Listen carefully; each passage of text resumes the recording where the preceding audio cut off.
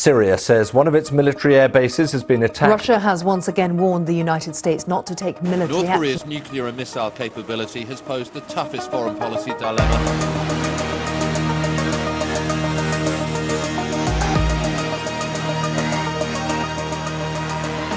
Third World War is unlikely. No, I don't believe there'll be a third world war. Probability of this is very high. We are not going to have a third world war. We are currently witnessing a cold third world war. I hope not.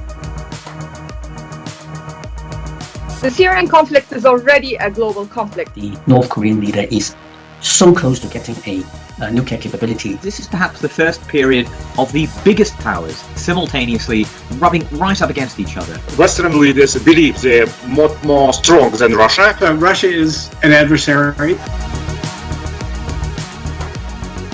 So many conflicts that have so many international actors involved. This is a new kind of war by proxy. The great powers are all being led by real nationalists, and of course that does make it difficult for any given country to back down in a crisis. You have multiple players, some of them could upset the apple cart unintentionally. Them misunderstanding us, taking democracy an essentially weak and inefficient form of government. From both sides we have propaganda. The breakdown of those barriers in terms of acceptability of mass destruction.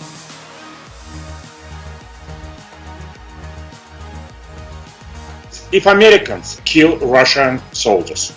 Cutting off of communications, either through the cutting off of cables or through the cyber attack of satellite systems. If the American government starts pulling out US personnel from the Korean Peninsula, that would be extremely dangerous signal. The international community has largely ignored the Syrian conflict. If we continue to sit and watch, this conflict is going to grow and come and hit us without us even realizing.